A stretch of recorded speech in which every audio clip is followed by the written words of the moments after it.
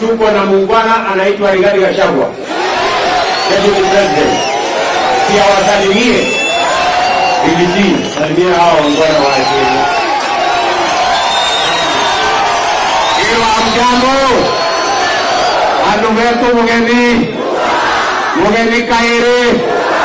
Adwaito kwa Happy New Year. Ni mwaka na kuna jamaa hizo. Hiyo mambo ya maendeleo. Rais wetu, mimi nilikuja hapa karibu jioni, si ndio?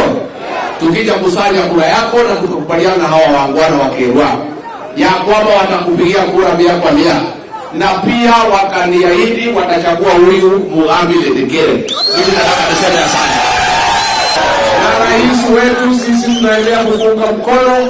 Tunashukuru vile umekuja kaunti yetu ya Meru siku 3 kwa mambo ya maendeleo. Na rais hapa kwetu Meru umekaribishwa, hapa ni kwako.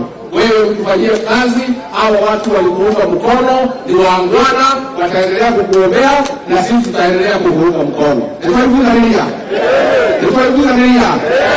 Kama na Kawera Mwangaza anajaribu kazi anajaribu.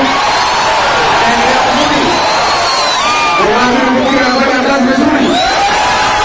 Anafanya kazi vizuri. MC anafanya kazi vizuri.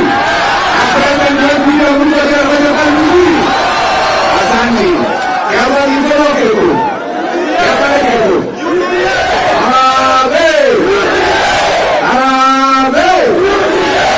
Nimesikia viongozi wengine wanapotea njia.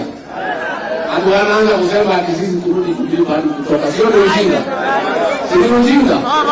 Sisi tunataka kusema tuko katika chama cha UDA katika eneo hili.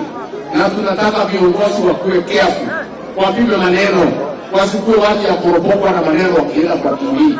Na nimemwambia huyu deputy speaker wetu Kaburu Murungi aite hii seneta ya Mlima Kenya, because 2 or 3 of them wamepotea njia.